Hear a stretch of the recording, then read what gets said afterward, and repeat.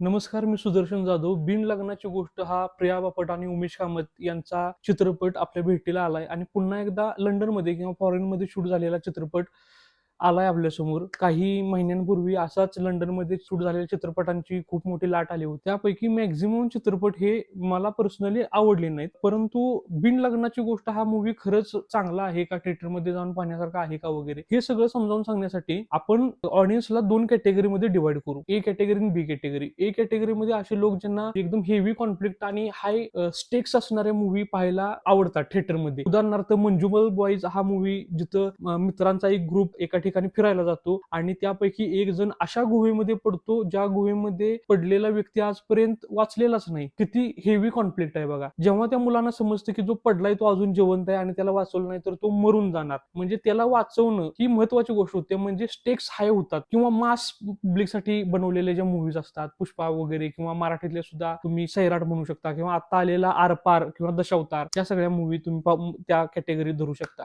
बी category अशा लोकांची ज्या लोकांना खूप इंटेन्स किंवा खूप हेवी असे चित्रपट नाहीत पाहायचे, किंवा हलका फुलका फॅमिलीतल्या गोष्टी करणारा असा मूव्ही जरी असला तरी त्यांना तो थिएटरमध्ये पाहायला आवडतो. तर अशा लोकांचा बी कॅटेगरी आपण करूया. सुरू करूया मूव्हीच्या फर्स्ट हाफ मधून. फर्स्ट हाफचा स्क्रीन प्ले किंवा त्यातले डायलॉग, त्यातले जोक वगैरे हे ए कॅटेगरीच्या लोकांना कदाचित नाही आवडणार, कम्प्लिटली नाही आवडणार काही ठिकाणी. कारण काही असे सीन आहेत जे त्या जोडप्यांच्या आयुष्यातले, त्या घरातले वगैरे काही असे सीन क्रिएट केले गेलेत जे अतिशय एकदम नॉर्मल आहेत आणि त्याच्यात सुद्धा ते स्ट्रेच केले गेलेत. कॉन्व्हर्सेशन जे आहे ते इतकं काही इंटरेस्टिंग नाही. काही ठिकाणी जोक करण्याचा प्रयत्न केलाय, ते काही जोक लँड होतात, काही ठिकाणी तुम्हाला अजिबातच हसू येत नाही, काही ठिकाणी तुम्हाला थोडंफार हसू येतं. हा मूव्ही इन अँड आउट असा कॉमेडी मूव्ही सुद्धा नाही, त्यामुळं तुम्ही खदखदून हसाल वगैरे असं पण काय अपेक्षा करू नका.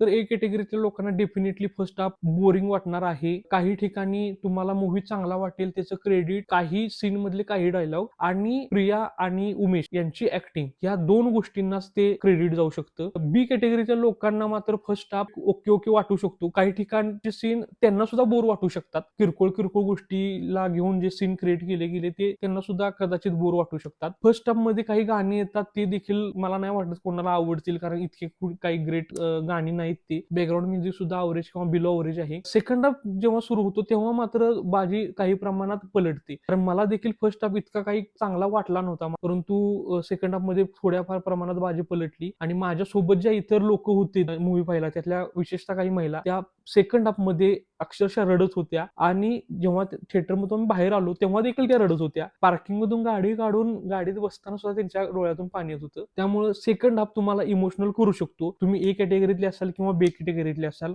डेफिनेटली तुम्हाला सेकंड हाफ मधले जे इमोशनल सीन आहेत ते तुम्हाला खरंच फील होऊ शकतात. आणि त्याचं क्रेडिट सुद्धा डायलॉग्स आणि ऍक्टिंगला जातं. उमेश कामत असू दे, प्रिया बापट असू देत, किंवा गिरीश ओक असू देत, किंवा निवेदिता सराफ असू देत, या चौघांच्या डायलॉग डिलिव्हरीलाच हे क्रेडिट जातं. सुकन्या कुलकर्णी आणि संजय मोने हे दोन कॅरेक्टर जे आहेत ना, त्यांना जास्त स्क्रीन टाइम नाही, परंतु त्यांच्या वाटेला आलेलं त्यांनी काम अतिशय सुंदररित्या केले, कारण ते सिनियर कलाकार आहेत, खूप वर्षाचा अनुभव आहे. एक पॉझिटिव्ह गोष्ट या मूवीतली अशी आहे की सगळे कलाकार चांगले आहेत. म्हणजे ऍक्टिंगच्या बाबतीत ते खरंच मस्त कलाकार किंवा बाप कलाकार आहेत, ज्यांनी एक सिंपल स्टोरी, ज्याच्यात काही असं विशेष मोठं काही कॉन्फ्लिक्ट नाही, अशी हिवी गोष्ट नाही, एक रेग्युलर लाईफ मधल्या ज्या गोष्टी असतात त्या सुद्धा त्यांनी इतक्या छान प्रकारे प्रेझेंट केले, इतकी चांगली ऍक्टिंग केली की त्या सगळ्या थोडंसं तुम्हाला बोरिंग जरी वाटलं तरी त्यांची ऍक्टिंग जी आहे ना, ते तुम्हाला कुठं कुठं जर सुखावते. उमेश कामत यांचे काही जोक्स आहेत ते खरोखर लँड होतात, काही ठिकाणी तुम्हाला हसू देखील येतं. परंतु मूवीचा एकंदरीत जर कॉन्फ्लिक्ट तुम्ही पाहिला तर तो ए कॅटेगरीतल्या लोकांना इतका नाही आवडणार, कारण तो इमोशनली जरी असला, प्रिया बापट आणि निवेदिता सराफ यांच्यामधला जो कॉन्फ्लिक्ट आहे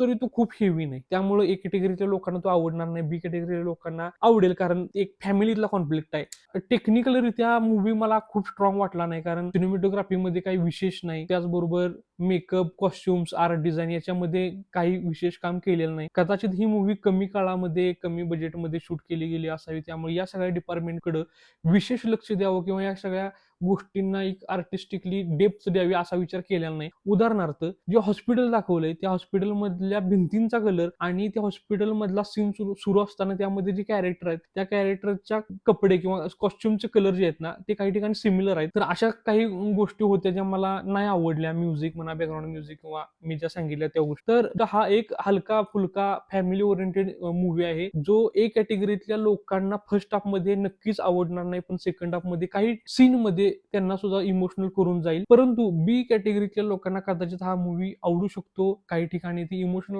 होतील, त्यांच्या डोळ्यातून पाणी देखील येईल. परंतु ह्या मूवीचा सब्जेक्ट असा आहे की ही मूवी थिएटरमध्ये जाऊन पाहायला जास्त लोक प्रेफर करणार नाहीत, कारण हा मास ऑडियन्स साठी बनवलेला मूवी नाही, हा फॅमिलीसाठी बनवलेला मूवी आहे. हे तुम्ही लक्षात घ्या. जर तुम्ही ए कॅटेगरीतले असाल आणि जर तुम्हाला पुष्पासारखा मूवी थिएटरमध्ये पाहायचा आहे, तर मास असा एकदम काहीतरी वेगळं हेवी कॉन्फ्लिक्ट असणारा, तर तुम्ही ह्या मूवीला तशी अपेक्षा ठेवून जाऊ नका. जर तुमचे पेरेंट्स बी कॅटेगरीतले असतील किंवा तुमच्या ओळखीतले अशी लोक असतील ज्यांना हलका फुलका चित्रपट पाहायला आवडतो आणि त्यासाठी ते थिएटरला जाऊ शकतात, तर त्यांना हा मूवी प्लीज सजेस्ट करा. माझ्या या चॅनेलवर दशावतार आणि आरपार या दोन्ही मूवीचे रिव्ह्यू देखील मी केलेले आहेत. डिस्क्रिप्शन मध्ये त्याची लिंक तुम्हाला सापडेल आणि ते तुम्ही पाहू शकता. त्याचबरोबर जर इथपर्यंत तुम्ही हा व्हिडिओ पाहिला असेल तर कदाचित तुम्हाला माझं काम आवडलं असेल, त्यामुळे तुम्ही हा व्हिडिओ लाईक करू शकता. तुमचं मत माझ्यापेक्षा काहीतरी वेगळं असेल किंवा तुम्ही ऍग्री करत असाल माझ्या मताशी, तर तुम्ही कमेंट सेक्शन मध्ये ते सांगू शकता आणि आपल्या या चॅनेलला सबस्क्राईब करू शकता, जेणेकरून मला मोटिवेशन भेटेल आणि इतर जे माझे काही व्हिडिओज आहेत ते तुमच्यापर्यंत पोहोचू शकतात. तर हा होता बिन लग्नाची गोष्ट या मूवीचा रिव्ह्यू. आपण पुन्हा एकदा भेटूया एका नवीन मूवीवर चर्चा करण्यासाठी. तोपर्यंत मी सुदर्शन जाधव तुमची रजा घेतो. धन्यवाद.